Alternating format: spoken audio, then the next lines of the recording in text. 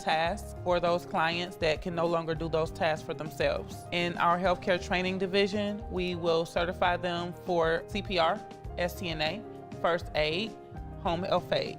If there is a family member in the community taking care of a, we will also bring them into our network to certify them and then ultimately employ them so that they can get paid to take care of that loved one. And did I hear that right? Get paid. Yes, ma'am. For taking care of them, which a lot of people don't even realize that. It's wonderful what you do for the community. Someone who wants to hear more information, get more involved, what's the best way to do that? They can reach us at our office line, 216-282-3099, and on our website at www.apromisetocareeastllc.com. A Promise to Care East. Toniqua, thank you. Thank you.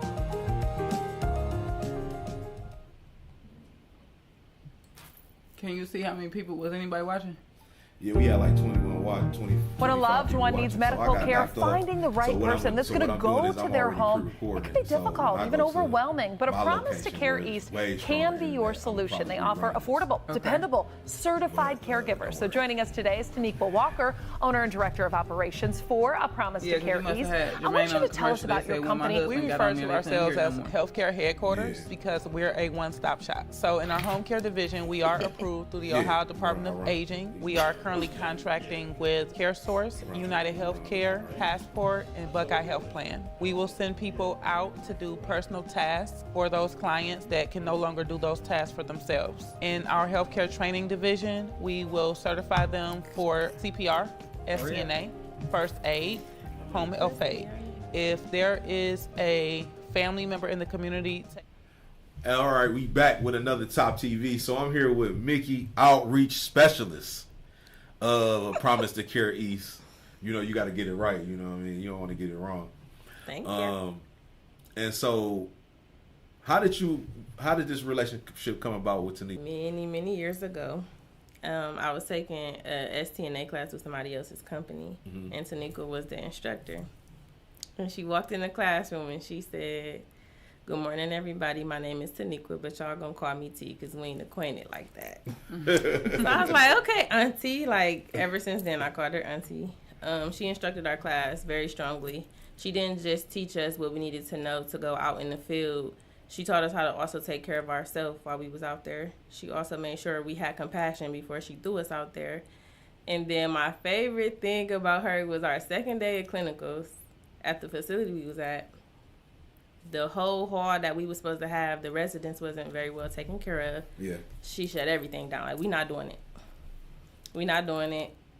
Had an exchange, a professional exchange with somebody and just canceled everything. We not going to do that. We find something else to do. Our very last day of class, all the schools got shut down because of COVID. So we couldn't go test. A lot of my class didn't go test at all. When they opened back up, I reached back out to her. I found her myself. Like, I went through everything I could to find her, reached out to her, and I took a refresh class. No charge. She didn't even say, like, "Hey, this is my company now," or nothing. I walked in the building. So you didn't know that she was the CEO now? I didn't know nothing. So you was coming to just get training again, to get refreshed. And when I walked in there, everything was red and white. Instead of Promise to Care East, I remember when we had a conversation months prior to this was one of the names that she wanted. Yeah. So I'm like, I know. She bought the spot? She bought the spot. And iced it, though, like all the curtains and everything, like she took over. Yeah. I'm like, okay. I had a lot of challenges at the time during COVID. I had got laid off. I didn't have a car. I was staying in the projects. I'm like, I can't make it to class. I don't have a babysitter. She called my phone and said, "Get up. Get here now. Bring her with you." While she taught the class, she walked with my daughter on her hip. She held her hand, and we got to use my daughter as a test, the test dummy. So we got to do our skills on Dior while she was there. My daughter, I think, was 2 at the time. She's always felt like family. It's always been welcoming. It's always been warm. And she's never let me take no for an answer. Even when I wanted to tap out, like, it's cool, I ain't going to do it, she ain't let me. Let me ask you this, Mickey. As an outreach specialist, what are some of the things that you got to do as far as the ins and outs of Promise to Care East is concerned? I talk to a lot of people, so I'm the person that you guys talk to when y'all call about being interested in the STNA class. Mm-hmm. Also, I go out into the community and find different ways to market with other people, sometimes other home care companies, facilities, big places like Stella Wash or Zelma George, stuff like that. I try to get them to allow me to come do a presentation for the elders in the community to get them to come to our company. Yeah. So you enjoy what you do. So let me ask you this. Did you transition from taking care of people to being an outreach coordinator? Yes. I mean, specialist. Yes. What was that transition like? Actually really surprised, and I never expected it to be me. But I've been in the field since I took her class. And so when I did start with her company, it was very easy to take care of her clients because I knew her expectations. I knew what to do when I got out there, and I've always complied with company policy. So I was surprised, but at the same time, like, girl, you did that. Toniqua, what did you see in Mickey that was so special that you would make her be somebody that would go out and represent your company and, you know, talk to people and make sure that, you know, the word got out? What special was about Mickey? Well, the number one thing that I look for in my staff is reliability, and that was the one thing that was profound with her. Yeah. You know, life happens, but at the same time, making sure that the needs were met were evident. Yeah. And then the way that she handled challenges in the community, you know, the phone calls, the texts, the documentation, all of those things tied into the factors of me selecting her, because we have about 40 people on our staff. And so big staff. when I decided to make the transition, we were still trying to make sure that all of the clients were fulfilled. And so she was still working with a few clients, and I said, okay, this person is going to transition. I need you here. We're going to train you. We're going to go over the different expectations in this role. Yeah. And so, you know, just walking her through how to handle different databases, what kind of message she should be receiving, what kind of messages she should be sending, where she should be going. So I physically would go out in the community and just pull into an apartment building and ask to speak to the service coordinator, pull into our local senior center. No appointment, just walk in. Hi, can I speak to the director? Yeah. And we had to sit down with the director, and they were happy to have us. They invited us to their next event. So just all of those things, and that is picking up the traction of how we're able to offer our resources to more people. Going out in the community and just getting with the people and letting them know that it's a company like a Promise to Care East in the neighborhood that cares and wants to be there for you. Absolutely. In what ways do you advocate for your patients and ensure their voices are heard in healthcare settings? So we've sent staff out into safer. We had a client that was our home care client. Yeah. He had an issue where he went to the doctor, and they kept him. And so they kept him for a couple of days, and we were continuing to communicate with him. And moving forward, I sent a nurse out and say, hey, go see him in the hospital and make sure you interact with the social worker so that we can make sure that we're advocating for his discharge plan. Yeah.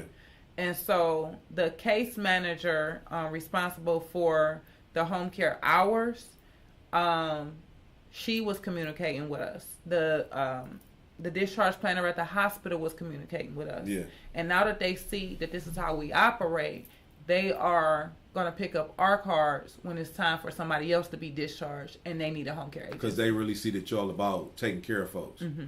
And y'all making them calls, y'all really engulfed into people's personal health and getting them taken care of. Mm-hmm.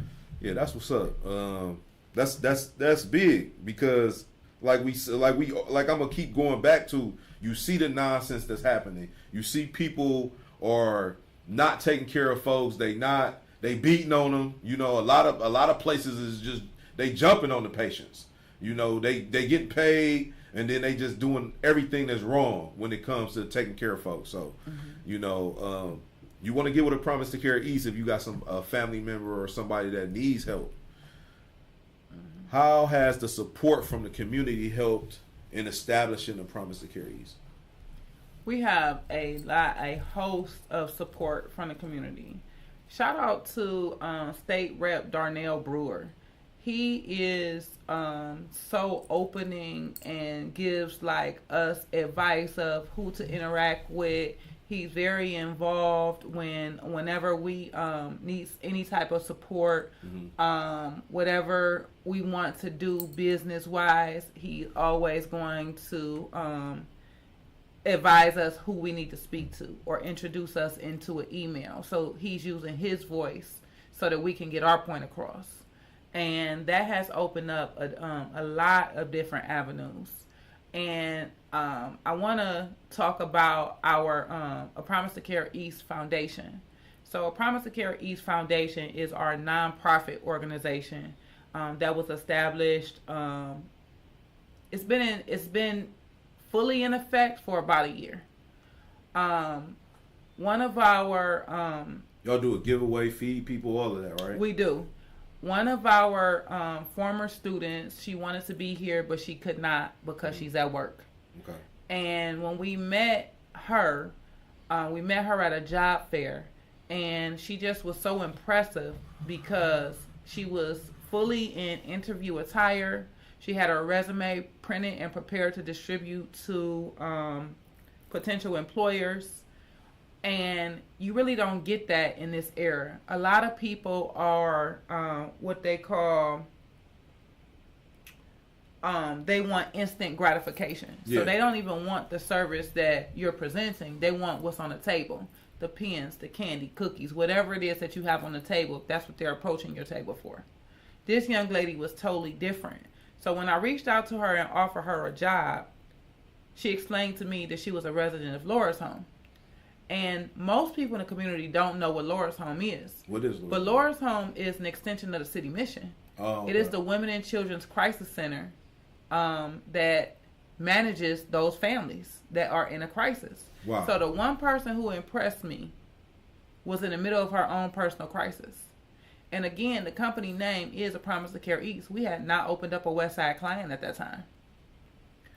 I went out, and the other thing was, I knew that if she was in the middle of a crisis, the red flag for me was she probably also had a challenge with transportation. Yeah. Again, my office was located in Willoughby, and Laura's Home is far west.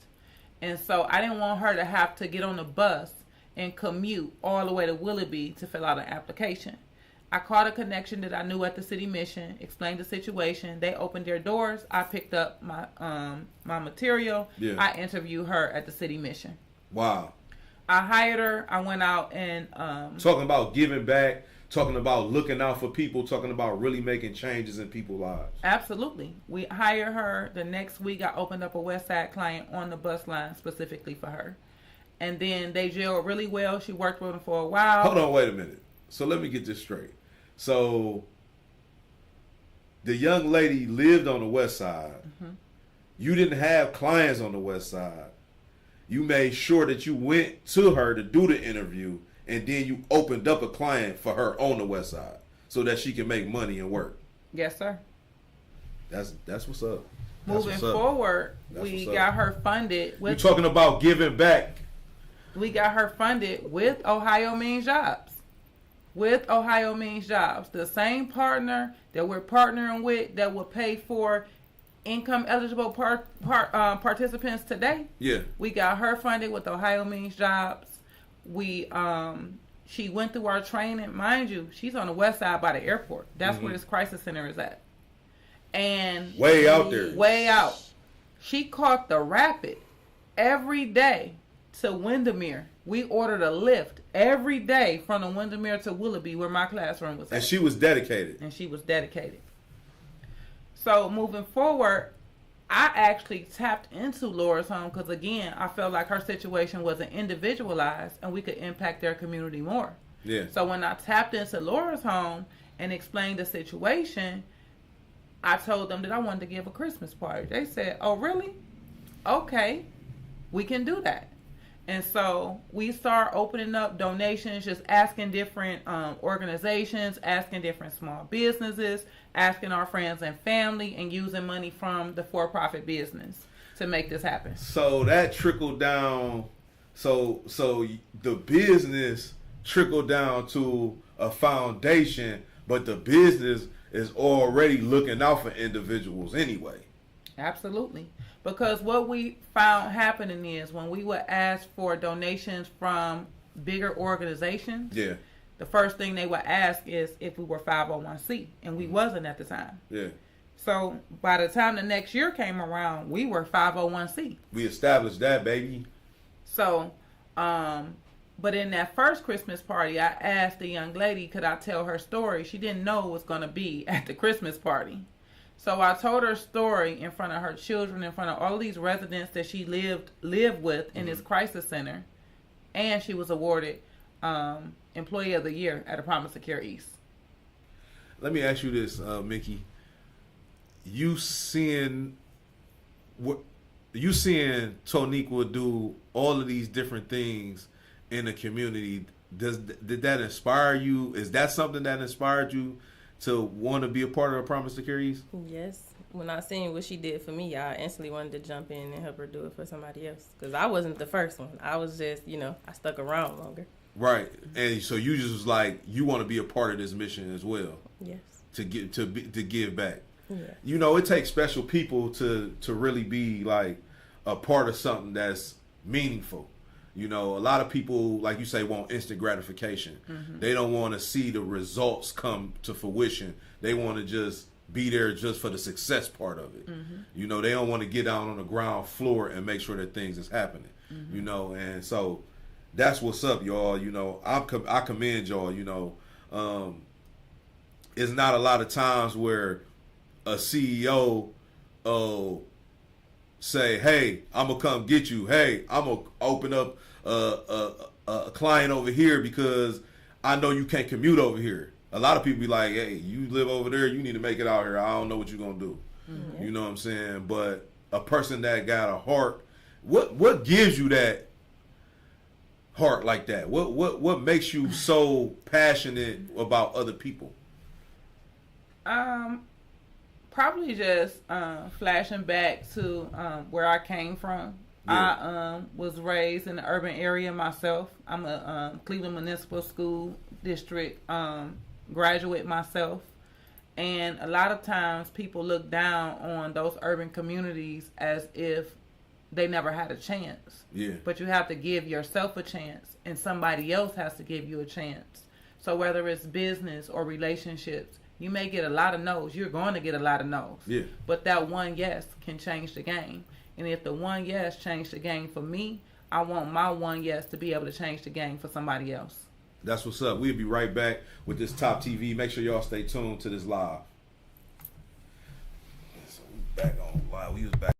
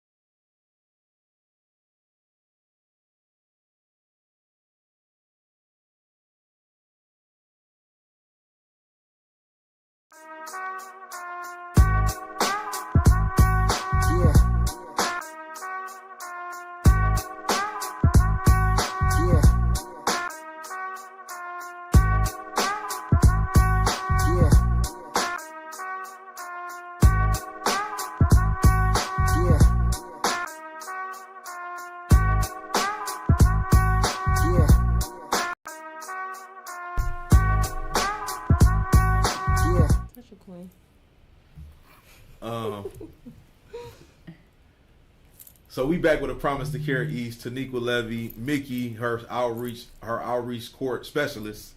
I don't know why I want to keep calling her. Of course, she is a coordinator too, but a specialist. So we was talking about a young lady that you was helping in your company, and Jermaine is here. He in the building too. You and the law.org is in the building as well. And so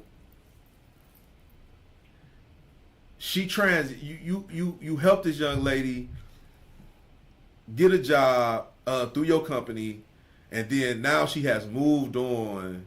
So we fully transitioned that young lady. Like I said, when we met her, she was living at the crisis center with her 2 children. Yeah. And we got her the job, and then we got her funded through Ohio Means Jobs. She passed the course successfully. She passed her state exam successfully. And then we job placed her at a local facility where she earned a $5,000 sign-on bonus. And she, when she was working for us, it was still the low rates because Medicaid didn't have high rates. So she went from making $12 to making $19. Do you see what dedication can do through the hard times, through the bad times? You know what I'm saying? Regardless of what happens. Go ahead. I'm sorry. Yeah, she went from making $12 to $19, and she was able to transition out of Laura's home. So she is no longer a resident there. She has obtained her own home. So she went from meeting us in a crisis center to the full journey and fully transition herself out. Yeah. And the reason that she is not here today, the only reason that she is not here today is because she at work. How proud are you of yourself that other things that you doing? Hey, listen, it's been a lot of tears. It's been a lot of rainbows and a lot of valleys. Yeah. And it takes hard work and dedication. And sometimes when I look back on where I came from, where it started, and just think about all of the different layers, even when I go, sometimes my staff see me on my Ring camera at 6 o'clock in the morning, 7 o'clock in the morning. They yelling through the Ring camera, "What you doing there so early?" You ain't got no rest yet. And so some nights I'm up in the middle of the night just thinking about making sure that everything gonna be all right for tomorrow. Yeah. Making sure that if we got something on our calendar that we in position to do it. Making sure that if somebody couldn't make it to work, what are we doing to replace it? Sometimes I have to send my staff out. Sometimes I have to go out. Mm-hmm. It all depends. How is it, having a staff of 40 people that you gotta oversee? Like, how intense is it, and how great is it at the same time? It gets very, very intense. But on the flip side, I understand that life happened. Mm-hmm. I think I had something scheduled. Yeah, we was doing finals last week, and one of my staff members had a clinical issue. No, 3 of my staff members had the same clinical issue with their individual children, and it was because the weather was changing. Respiratory. Yeah. So I'm not saying that things can't happen, but I have to make that call to say, hey, this person had an issue. They won't be able to cover the shift today. I need you to use your backup plan. We don't like to use the backup plan, but it has to happen sometimes because life happens. Yeah. We try to fulfill it. We do a very good job. A lot of our people have been with us 2 and 3 years. Yeah. A lot of our people have been asked to come to different agencies, and because they like how we operate, they stay with us. They dedicate. They loyal. That's clients. That's staff. My staff is very, very good at, for the most part, letting us know when something's going on. Mm-hmm. I may have to redirect. So, for instance, I had somebody call me last week and say, hey, Miss Such and Such had to go to the ER. I stayed with her in the ER, and she got admitted, and now I'm at the hospital. You shouldn't be at the hospital. Number one, you know that if anything happens outside of the routine, you need to make a call to the agency. Yeah. If it's not a part of the routine, you need to make a call. That means if they are not communicating like they usually communicate and their face start drooping, or if they're not responding, or if they start choking, or if you come into for your shift and they're on the floor, even though it didn't happen on our shift, we need to know what's going on because we're not in the home. Yeah. You cannot go to the hospital and expect to be paid because it's not home care. Right. Once they leave the home care stops. Not to say that you can't go to a regular appointment with your patient because you're their companion. You need to be there to be able to communicate back to us, what have you. But if they have an emergency. They are allowed to stay in the emergency room up until they admit for their shift. Yeah. If they have 4 hours left in their shift and 2 hours in, they say we're going to admit her, you should have already have placed a call when she was transferred from home to there. Yeah. So that we can monitor and advise you the right way. You got to be on your P's. Them lines of communication got to be open. Absolutely. As a home health care agency, that's the most important thing, right? Communication. Reliability first. Yeah. Compassion. Well, compassion first. Compassion, reliability. Then reliability. Then communication. How do you see trends in home care and health care training changing in the near future? Well, a lot of people see this industry as saturated because it is a lot of home care agencies. We are a little bit different because we have the training as well. Yeah. And so, like, for instance, I had somebody out in the community doing a client the other day, and the client reported that the aide didn't know how to use her Hoyer. All we got to say is come on back to the classroom because we got a Hoyer in the classroom. If you don't know how to use some equipment, pick up the phone and call us because we'll show you. We have that heavy equipment in our classroom for that reason. So you got that full facility of everything that people need to learn. So let me ask you this, Toniqua. When somebody goes through your program, do they get certified? What do they get certified as? A STNA, a LPN? What can they get certified as through a Promise to Care East? So we have 3 different levels of certification. So STNA was a language that was used in the state of Ohio. So it's represented as State Tested Nursing Assistant. Okay. The state of Ohio has moved away from that language because it's not used outside of the state, and some STNAs would go and take assignments across the state line. Get me together. Home health aid is where it starts, though. That's what it is. So home health aid, you don't have to do the home health aid training if you want to be an STNA. Mm-hmm. So when people come to me and asked about training, I ask them what their personal goals are. Yeah. Because if your personal goal is only to make sure that your grandmother is taken care of, and to do that, you want to do the caregiving, we can stop at home health aid. Home health aid only requires 30 hours of training. Yeah. They do that hybrid style in my classroom. I blend them in with the STNAs. Now, CNA, like I said, is where the state of Ohio is referring to STNAs. Once they finish the state-approved CNA program, they get a CNA certificate, and they are now CNA certified. Okay.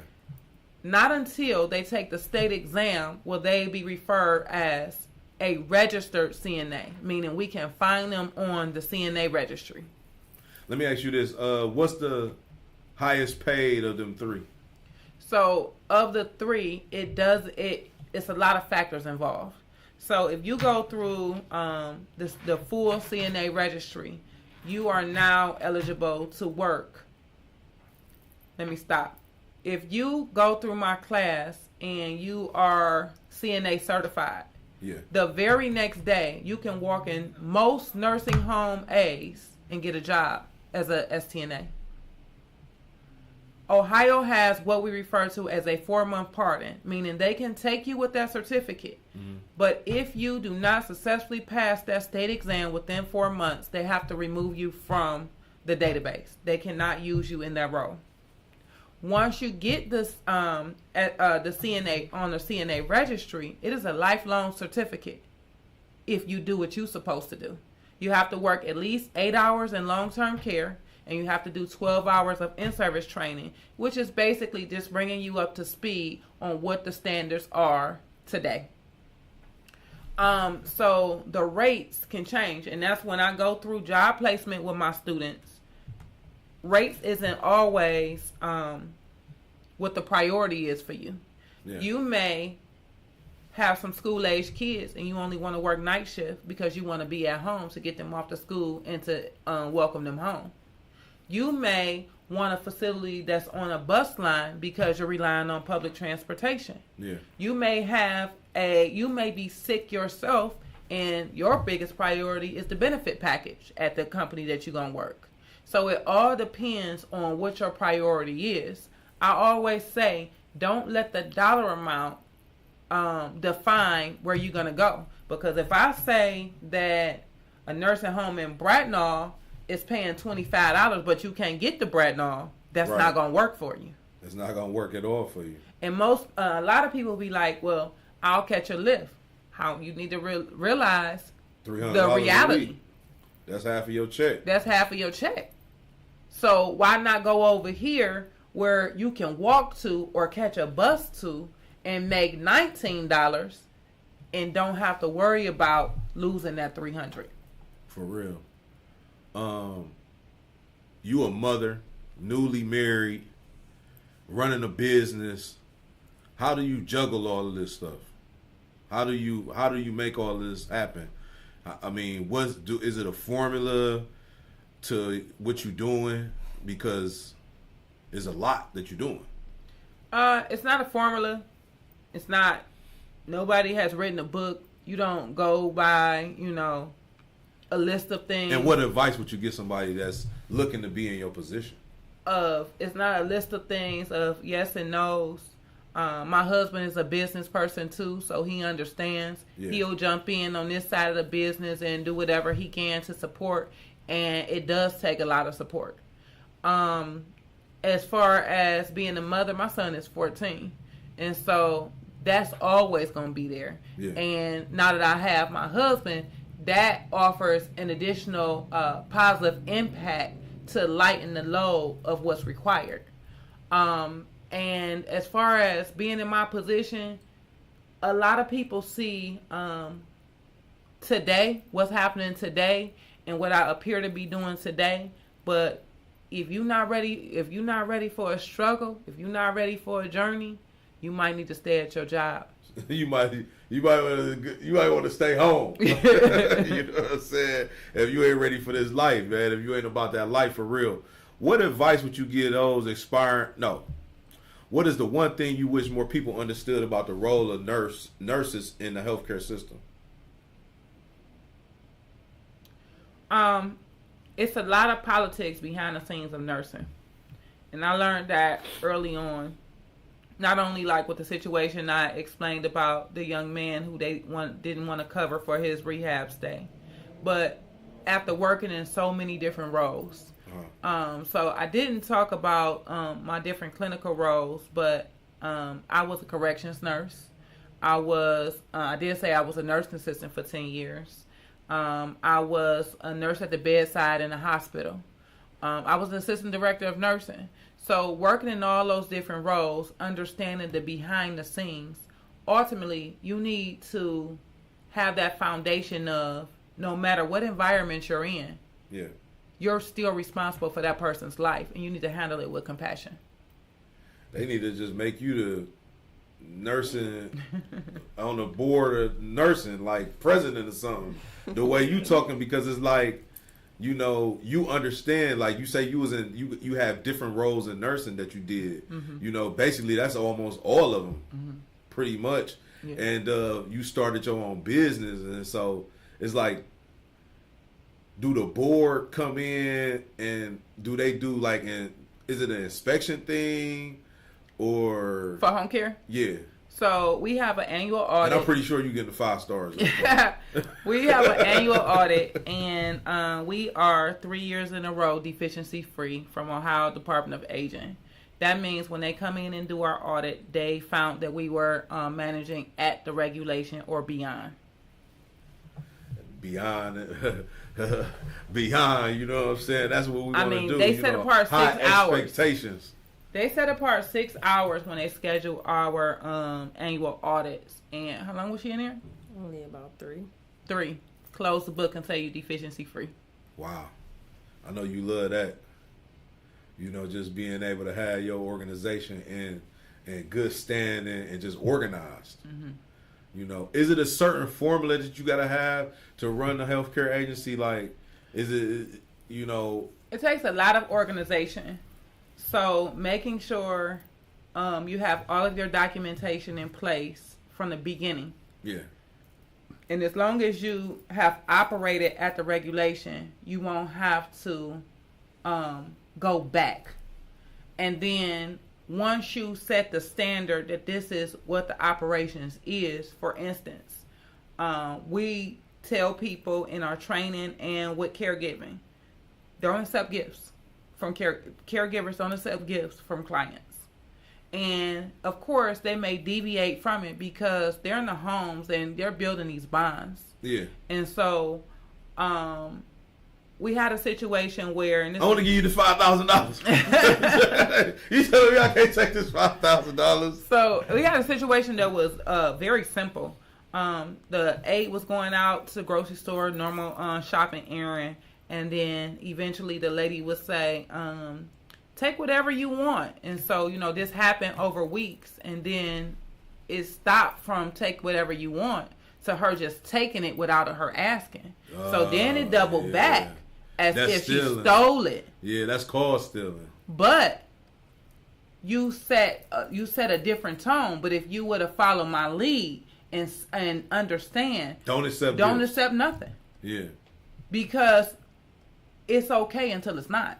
Yeah, because you got people, they on medicine. You know what I'm saying? Some people on medicine, they might be like, yeah, just take the bank. Take the whole card, credit card. Mm-hmm. You know, you can get whatever you want. And, you know, they not coherent. Mm-hmm. You know what I'm saying? At the time when they tell you that, and then next thing you know, they got all these charges, and they like, you been stealing. Somebody been stealing from me. You know what I'm saying? So your whole thing is don't take no gifts. Don't take nothing from these people. Now, it kind of like is a gray area, because if a patient can't get out in the community and go, let's just say go to the grocery store, how's the aide supposed to go to the grocery store without taking? But when they're giving them whatever the currency is, it's not accepting the gift. You're running an errand for them. Yeah. So we put our documentation in place where there is a sheet specifically for that.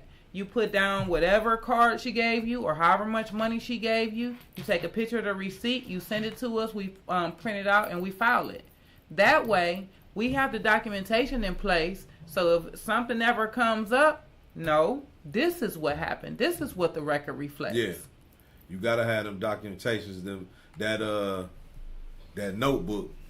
You know what I'm saying? Them notes you put down to make sure that we know what's happening. What advice would you give to those aspiring to enter the nursing field, especially women who may be considering single parenting alongside their career? I'm gonna say this. If you're thinking about nursing school, it's not for everybody. You have to have compassion. And it's not automatic. Like if you're a nursing assistant, it's not automatic for that employer to transition you to be a nurse. They have to be able to respect your work ethics at that base level before transitioning you, theoretically. Yeah. And don't get into it for the money, because they can't pay you enough to do none of it. For real. Shout out to my little sister. She is a single parent. She got twin boys, little boys, and she just got her LPN certificate, you know, but it was a struggle, you know what I'm saying? It's a struggle. Whatever can happen will happen. And it did, you know what I'm saying? And it was a lot of times we had to look out for her and the boys for her to get the certificate, you know what I'm saying? But now that she's in her role, she's doing very well, you know what I'm saying? And she's one of them people like yourself who got compassion, you know, for individuals, you know. You gotta be dedicated, because, you know, shout out to my mother. When I was in nursing school, My son was 2 in that first rodeo. Not even 2. And she would come get him with his things packed. And then when she returned him, all this stuff would be washed, folded. We ready to go for round 2. And you know what? Shout out to your mom because, and I know she's super proud of you because she like, you ain't just go to nursing school. You done took it to a whole other level. Oh, you know what I'm saying? So shout out to your mom shout out to the mothers that hold they kids down that go to school and then complete school and then do things like Toniqua, start businesses and everything like that. I asked you that. In your experience, what are the most pressing needs of the senior community today? Caregiving. It is the most, it has to be a trusting environment. Mm-hmm. People don't use home care because they want to. It is an absolute need, and that goes back to being the solution to somebody's everyday problem. And so when you walk into their homes and you're their caregiver, you need to respect their environment. Yeah. However they want it. If it does not put you in a safety risk, then that's the way it needs to be. Don't be trying to argue with them. Well, I'm putting the ketchup over here. I'm going to reorganize it. Mm-hmm. Mm-hmm. Yeah. So we think that, and maybe I'm biased because I'm a home care owner, but when I go into homes and I see hazards and nobody would have been able to identify that, then I feel good that we was able to get that need met. How do you ensure that ethical consideration remains a priority in your caregiving and training processes? So we fully operate off of integrity, which falls into ethics. We go over in our orientation about what we expect to happen, the reasons why we need this done, and the reasons why we advise not to do this. Yeah. And what the consequences are if you do it. Yeah. Because there should be a professional boundary, and we go over that. Mm-hmm. So just as well as we go over the hands-on techniques, we go over soft skills as well. Yeah. So we go over that approach. We go over understanding if that was your grandmother. And you can't always say if that was your grandmother because they don't have that respect for their own grandmother. Facts. Or your grandfather, like the lady was dancing on the man's head and all that. Yeah. You know. So we got to make sure. Y'all seen that? We seen. Yeah. But we have to make sure that they understand when you go out in the community, you don't represent Shirley, the aide. You represent a promise to care east. Flat out. So if you drop the ball, they don't see that Shirley dropped the ball. Oh, they gonna remember see that a promise to care that east. Home, that red and black logo. That's right. And so we're very, very good at making sure that our clients understand that we have that level of compassion as an agency. Yeah. They don't call in and get a computer. They call in and speak to one of us. And when they speak to one of us, they're saying whatever it is they want to report, and we figure out a resolution. And before we get out of here, who inspires you in your professional and personal life, and what impact have they had on your journey? Oh, wow, you're going to get me in trouble. I got a lot of nurses in my family, but I must say, shout out to Shelly Tufts.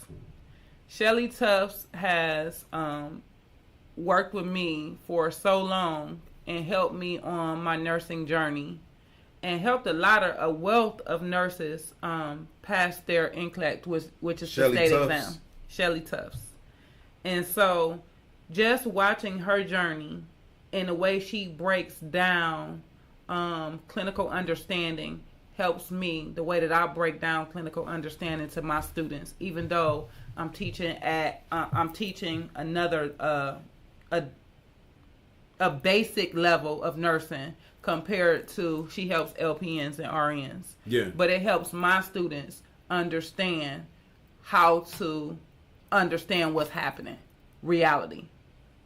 And so you had people like Mickey who started on the ground floor with you, who's now the outreach specialist for Promise to Care Ease. You had the other young lady, what's her name? Yvette. Yvette, who came in, was homeless. She transitioned. She actually or is an RN now. She's not an RN. She's an STNA. She's an STNA, but she's at a level. She's at a level. And then, you know, the degrees and the licenses is not, I mean, that come with it sometimes. Yeah. But her transition and where she came from in the 2 years that I've known her. It's special. Means more than anything else. Yeah, it's special. It's special because, you know, people don't have the I've never had the personal experience. To get up and go to do it. I've never had the personal experience of living in a crisis center. But just in the time, so the other thing that we did at the crisis center was at one time we had an STNA classroom on their campus. And so other than teaching there and being there for those holiday celebrations, like when we say holiday celebration, we bring all of the food that most of us are used to having on your table for Christmas. I seen it. So we bring that. I'm gonna be there, and it's about 150 residents. About 150 residents there, and we gift every resident. So when we asking for donations, that's what it's for. Yeah. It's not for us. It's not for their pockets. They actually out here in the community really giving it to the people. You know what I'm saying? Shout out to A Promise to Care East LLC, Toniqua. Shout out to you, Mickey, for coming through. I appreciate you coming on the show and dropping all these jewels and gems that you did and letting us get inside of the business and letting us know about the ins and outs of healthcare, because a lot of people just don't understand how dedicated you got to be in home health, be a healthcare provider. You know what I'm saying? To be a registered nurse. You know, is it anything that you want to say that people don't know that they should know before we get out of here? No, I think we covered everything. Yeah. Shout out to everybody who tuned in, share it with somebody else, and reach out. No doubt. Peace.